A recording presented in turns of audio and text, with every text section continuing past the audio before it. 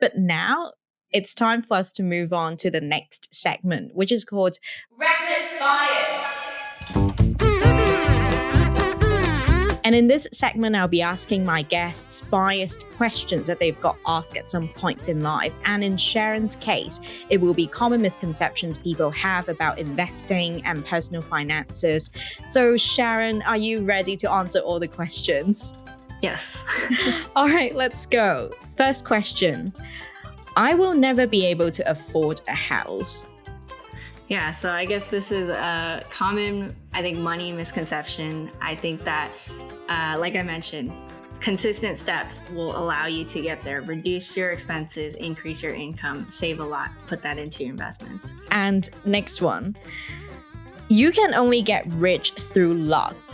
Yeah, so, with again, lottery winners and people who, get a bunch of money, that doesn't mean they're going to keep it, right? So there's a bunch of stats that support this. And some of the richest people are I think there was the top 5 professions or something of it was teachers actually was on the list for the top 5 in terms of wealth. So it was I think it was for millionaires. So it's that means, it's not about luck. It's about being smart with your finances.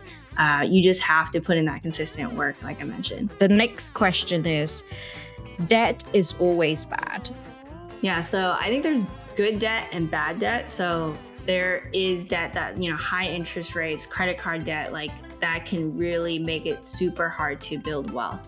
Whereas when it comes to real estate investing, you have to take on debt, but it can be good debt because you're using that leverage in order to make money work for you.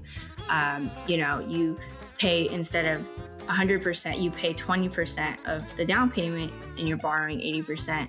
Yeah, that seems bad, but then if your cash flow, if your rental income is making for your expenses and cash flowing for you, that means that is good debt. It's making money work for you.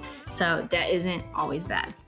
That's a really good way to look at debts. And the next one, credit cards are bad.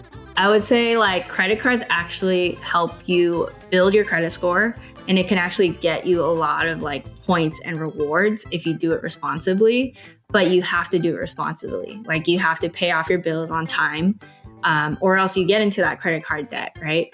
So I think a lot of people avoid credit cards because they're worried about interest and all that stuff. But in reality, if you're auto paying and you have it on, you're responsible with it, organized with it, you can actually get a high credit score with it.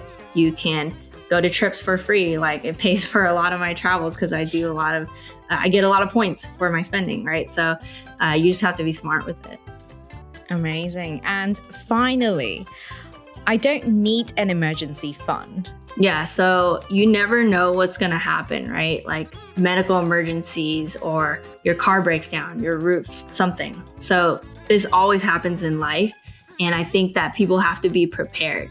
They can feel the victim, oh, this happened to me and whatever. But have you prepared yourself in case of these emergencies? Things happen to everyone. So you need to build, I would say, a 6 months worth of expenses for your emergency fund. Nice. Thank you so much, Sharon, for answering all the rapid fire questions in this segment.